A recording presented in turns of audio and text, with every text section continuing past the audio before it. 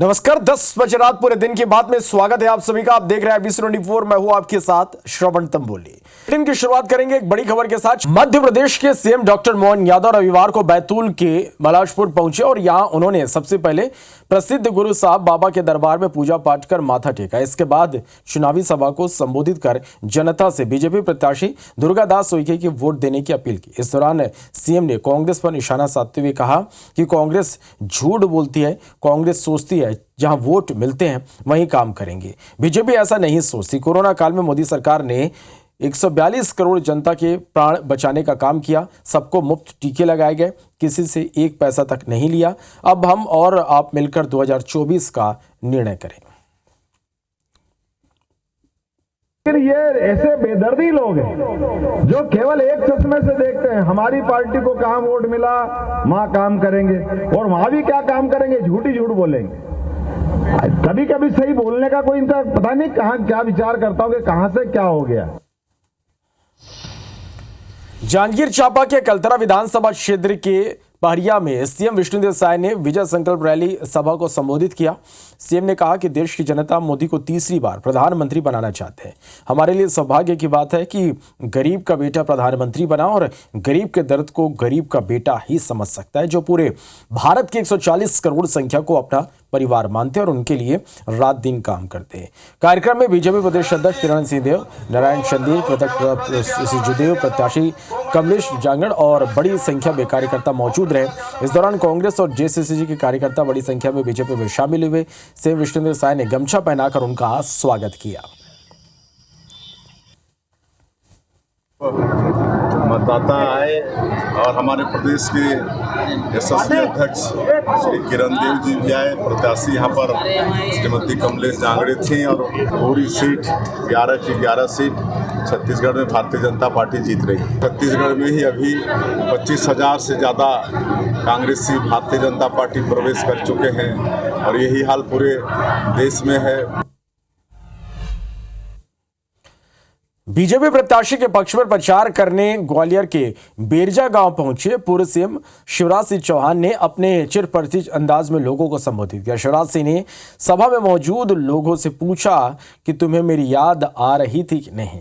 इस पर लोगों ने कहा आ रही थी, तो शिवराज ने कहा कि आग दोनों तरफ बराबर लगी हुई थी, तुमने पुकारा और हम चले आए। आगे सभा को संबोधित करते हुए शिवराज सिंह ने विरासत टैक्स के बहाने कांग्रेस को जमकर आड़े हाथों लिया। उन्होंने कहा कि कांग्रेस का अब कुछ बचा नहीं, वो तो विरासत टैक्स लगाने वाली है। उन्होंने कहा कि कांग्रेस एक के बाद एक उल्टे सीधे फैसले ले रहे हैं, इसलिए जो विचारवान कांग्रेसी है वो कांग्रेस छोड़ कर जा रहे हैं। कांग्रेस में अब कुछ बचा नहीं है, वो तो विरासत टैक्स लगाने वाली है। कमाओ और 55% दे जाओ सरकार के खजाने में। जब दुनिया से जाओ तो औंधे सीधे फैसले कांग्रेस एक के बाद एक ले रही है, जिसके कारण विचारवान कांग्रेसी भी कांग्रेस छोड़ के भारतीय जनता पार्टी में आ रहे हैं। पिछले 2 चरणों में मतदान के प्रतिशत में कमी को लेकर बीजेपी गंभीर नजर आ रही है। इसको लेकर बीजेपी के प्रदेश अध्यक्ष वी डी शर्मा ने मुख्य निर्वाचन पदाधिकारी को पत्र लिखा, जिसमें उन्होंने आग्रह किया कि आयोग जिन लोकसभा क्षेत्र में मतदान बाकी है वहां के कलेक्टर रिटर्निंग अधिकारी को ये निर्देश दे कि डिजिटल लॉकर में रखे दस्तावेजों को भी मतदान के दौरान स्वीकार करें, ताकि युवा पीढ़ी मतदान के मौलिक अधिकार का उपयोग कर सके। पत्र में उन्होंने कहा कि खजुराहो लोकसभा क्षेत्र में 26 अप्रैल को मतदान के दौरान कई युवाओं ने डिजिटल लॉकर में रखे दस्तावेज दिखाए, लेकिन कई मतदान केंद्रों पर अधिकारियों ने डिजिटल लॉकर में रखे गए दस्तावेजों को स्वीकार नहीं किया। इसके कारण वो मतदान नहीं कर पाए। मैंने इलेक्शन कमीशन को लिखा है कि इस पर अनुमति मिले, आईटी एक्ट के अंदर भी है और सब जगह इसको मान्यता है, तो इसलिए मान्यता मिलनी चाहिए। हाँ, आप पोलिंग के दौरान कोई फोटो न खींचे, वीडियो न बनाए, ठीक है, ये आपका, लेकिन उसके अंदर डिजी लॉक में अगर लोग रखे तो नौजवान तो आजकल सबसे ज्यादा रखता है, तो इसके कारण से वोटिंग प्रतिशत कम हो रहा है, उसका नुकसान हो रहा है। कांग्रेस के छत्तीसगढ़ प्रभारी और एआईसीसी महासचिव सचिन पायलट का बड़ा बयान सामने आया। उन्होंने कहा कि चुनाव के पहले 2 चरण से बेहतर प्रदर्शन हम आखिरी चरण में करेंगे। पायलट ने कहा कि हमारा चुनाव विचारधारा और मैनिफेस्टो के आधार पर है। इस दौरान उन्होंने केंद्र की बीजेपी सरकार पर जमकर जवानी हमला बोला। उन्होंने कहा कि बीजेपी के लोग बड़ी बड़ी बातें बोलते हैं, वे भले ही 400 पार का दावा कर रहे हैं, लेकिन असलियत में वे दूर दूर तक कहीं नहीं है।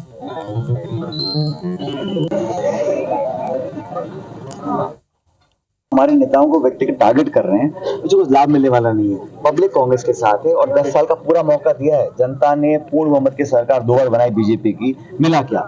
नोटबंदी, महंगाई, बेरोजगारी, विवादित बयान, लोगों में द्वेष की भावना फैलाना, टकराव पैदा कर देना। और आज भी 10 साल में शासन करने के बाद भी आप 5 साल का समय और मांग रहे हैं। मुझे लग रहा है इस बार भाजपा से ज्यादा सीट कांग्रेस पार्टी की आएंगी इस प्रदेश। जांजगीर के चापा में 30 अप्रैल को कांग्रेस के राष्ट्रीय अध्यक्ष मल्लिकार्जुन खड़गे सभा लेंगे। सभा की तैयारियों का जायजा लेने कांग्रेस के प्रदेश प्रभारी सचिन पायलट चापा पहुंचे। IBC 24 से बात करते हुए सचिन पायलट ने कहा कि छत्तीसगढ़ और देश में कांग्रेस का अच्छा माहौल है। इस बार भारी बहुमत से जीत होगी। हर वर्ग को कांग्रेस साध रही है। जनता की गारंटी की जीत होगी। 30 अप्रैल को चापा में कांग्रेस के राष्ट्रीय अध्यक्ष मल्लिकार्जुन खड़गे जी आ रहे हैं और स्थल निरीक्षण के लिए प्रदेश प्रभारी सचिन पायलट जी आए हैं। उनसे बात करेंगे। किस तरह का माहौल आप देख रहे हैं छत्तीसगढ़ में, पूरे देश में? बहुत अच्छा माहौल है, कांग्रेस के पक्ष का है। सभी वर्ग, किसान, नौजवान, अगड़े पिछड़े, महिला, बुजुर्ग सब चाहते हैं कांग्रेस की वापसी हो। और विधानसभा चुनाव में हम कामयाब नहीं हुए थे, लेकिन लोकसभा में अच्छा मौका जनता को मिला है। शिवडेरा जी हमारे प्रत्याशी हैं और सोच समझ के पार्टी ने उम्मीदवार बनाया है और भारी मतों से जीतेंगे यहाँ से। लगातार जो है वो आ रहे हैं प्रचार के लिए, बड़े बड़े नेता कांग्रेस के, भाजपा के भी। किस तरह से बात? नेता छोटा बड़ा नहीं होता, जनता सबसे बड़ी होती है। पब्लिक जो निर्णय करती है वो सबको मानना पड़ता है। लोकतंत्र में, लोकशाही में मतदाता की जो उम्मीदें हैं उस पर खरा उतरना हमारा दायित्व बनता है। शिवडेरा जी यहाँ पर एक ऐसे उम्मीदवार हैं जो हर वर्ग को साध रहे हैं और मुझे लग रहा है यहाँ पर बहुत भारी बहुमत से कांग्रेस पार्टी विजयी मिलेगी। मोदी की गारंटी, राहुल की गारंटी भी क्या? जनता की गारंटी जीतेगी, चिंता मत करो। तो ये थे हमारे साथ सचिन पायलट जी, जिनका कहना है कि कहीं न कहीं जनता की गारंटी इस बार उसकी जीत होगी। और कहीं न कहीं उन्होंने ये कहा है कि लगातार यहाँ पर पूरे छत्तीसगढ़ के साथ साथ पूरे देश में कांग्रेस का माहौल है और इस बार जो है छत्तीसगढ़ में भी व्यापक सीटों पर कांग्रेस की जीत होगी और देश में कांग्रेस की सरकार बनेगी। राजकुमार साहू, IBC 24, जांजगीर।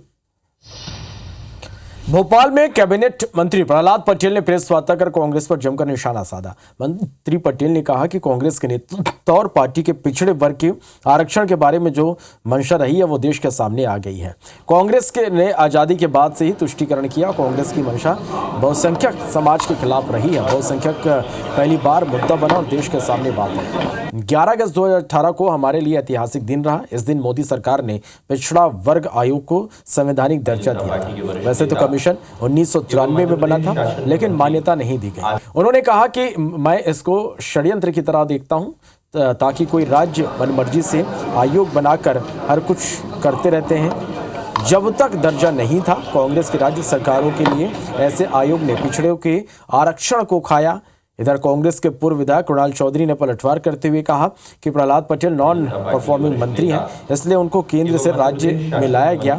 अब जनता उनको राज्य से भी बाहर करेगी। प्रहलाद पिछड़ा वर्ग को लेकर गलत बयान दे रहे हैं। उनकी जो मनसा रही है वो मनसा अब देश के लोगों के सामने आ गई। कमीशन बना 1993 में, लेकिन उसको संवैधानिक मान्यता नहीं मिली और उसके पीछे जो मैं षड्यंत्र और मनसा देखता हूं ताकि राज्य मन मर्जी से अपने आयोग बनाकर जो चाहे वो करते रहे। अनर्गल आरोप जो झूठी भक्ति के अंदर लगे उन्हें लगाए, तो पहला पटेल जी से मेरा सीधा स्पष्ट है कि आप नॉन परफॉर्मिंग मंत्री देश के अंदर है।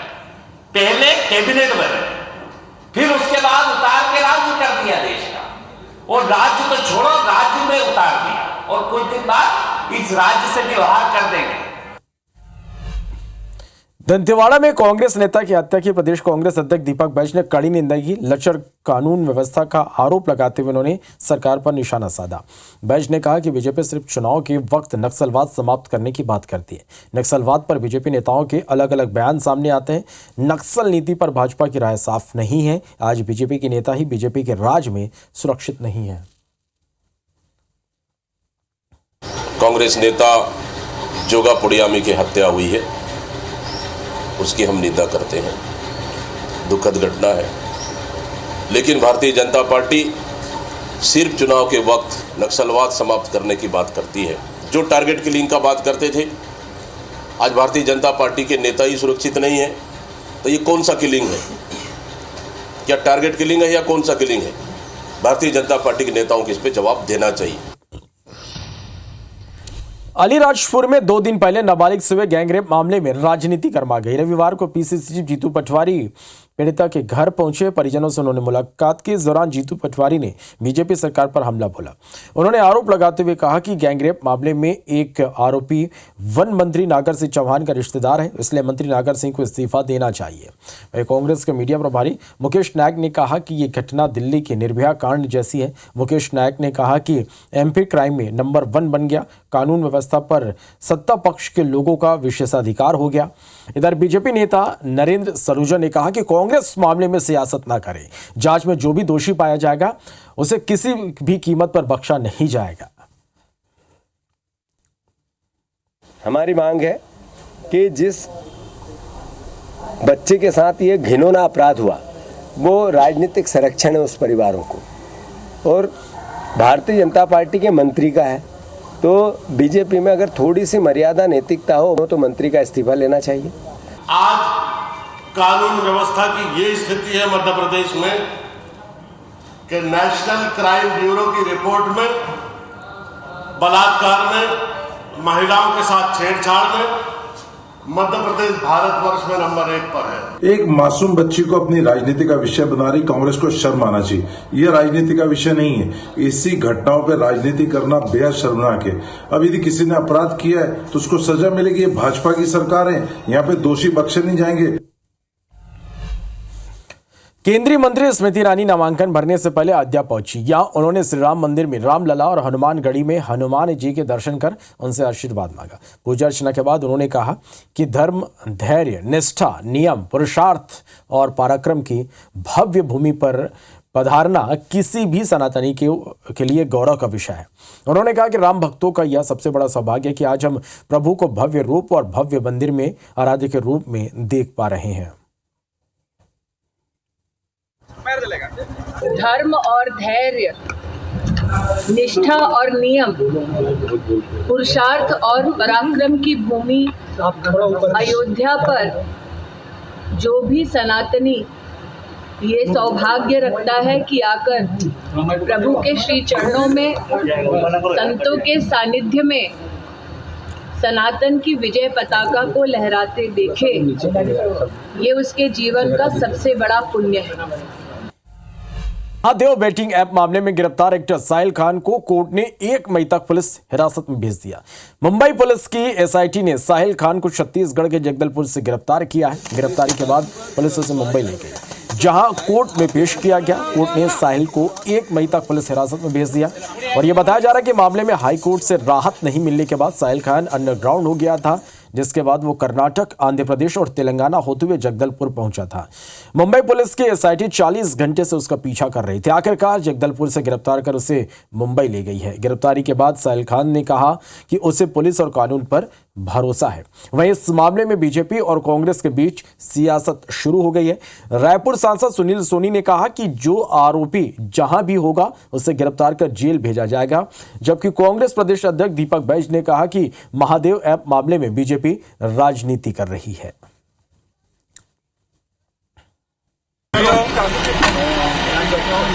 कानून पे और मुंबई पुलिस पे मुझसे ज्यादा कुछ नहीं कह पाऊंगा। कानून पे और मुंबई पुलिस पे मुझसे ज्यादा कुछ नहीं कह पाऊंगा।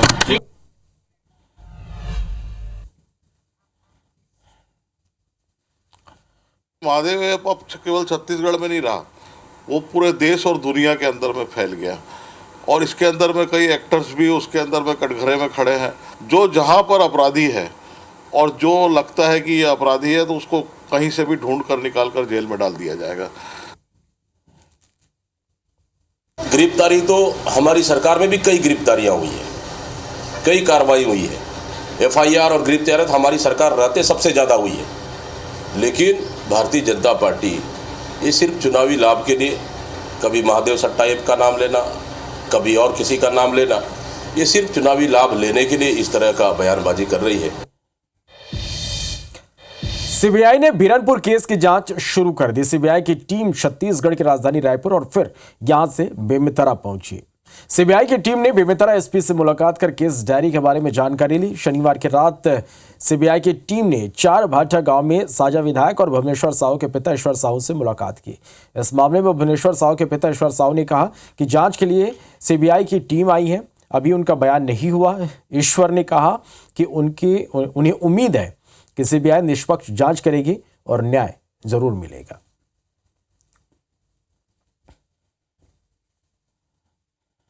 सीबीआई की टीम बीरनपुर पहुंच चुके करके मेरे को न्याय की किरण दिखाई देने लग गए। सीबीआई की टीम निष्पक्ष जांच करेगा।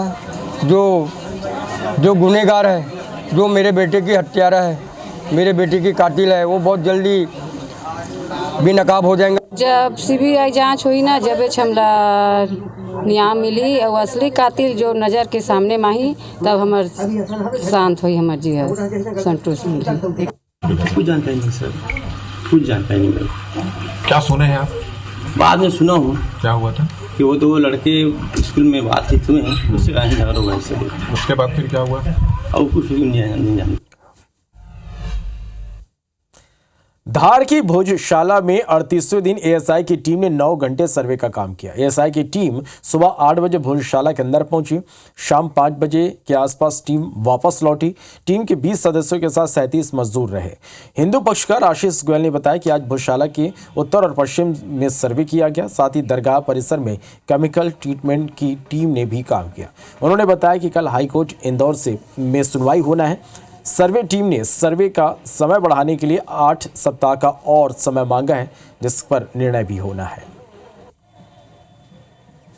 उत्तर की ओर और दक्षिण की ओर जो उत्खनन का कार्य चल रहा था, उसको आगे की ओर बढ़ाया गया है। और वो जो दरगाह परिसर है, उसके अंदर केमिकल ट्रीटमेंट का जो काम चल रहा है, पेपर रोल पे, स्टाम्प पे जो उसका प्रिंट्स लेने का काम चल रहा है। उच्च न्यायालय के अंदर सुनवाई है और जिसमें एएसआई डिपार्टमेंट ने यह आवेदन दे रखा है कि सर्वे में 8 सप्ताह का समय और बढ़ाया जाए। तो इसी के साथ फिलहाल इस बुलेटिन में इतना ही। आगे देखिए खबरों का फास्ट अंदाज मेरे सहयोगी छाया चौधरी के साथ। नमस्कार।